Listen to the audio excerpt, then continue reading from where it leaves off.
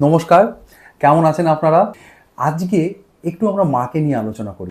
তো আজকের যেটা বিষয় সেটা হচ্ছে যে এই যে ডেলিভারি করতে যাবেন আপনি হসপিটালে, সো কি জিনিস বাচ্চাদের জন্য খুব ইম্পর্টেন্ট, মানে যে এই যে নিউবর্ন আপনার হবে, সেটা আগে থেকে একটা ব্যাগ রেডি করে রাখা, যেটা আপনার হসপিটালে গিয়ে আপনার কাজটাকে বা আপনার এই স্ট্রেসফুল সিচুয়েশনটাকে অনেকটা হালকা করে দেবে। তো সেটাই আজকের বিষয়।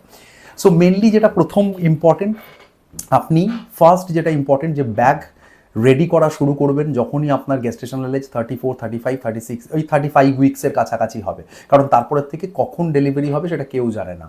সেটা গাইনোকোলজিস্টও জানে না, আপনিও জানেন না। In fact the pediatrician who will assist your delivery, so সেও, তার পক্ষেও বলা মুশকিল। সো আপনি ব্যাগ একটা নেবেন। ব্যাগের মধ্যে আজকাল অনেক ব্যাগ পাওয়া যায় যেগুলো বাচ্চাদের ওই আপনার that is for the diaper bag টাইপের, এবং এমন একটা ব্যাগ সিলেক্ট করবেন যেখানে না অনেকগুলো চেনস আছে বা অনেকগুলো পকেটস আছে, যে অনেক কিছু জিনিস একসাথে একটা ব্যাগের মধ্যে নেওয়া যায়।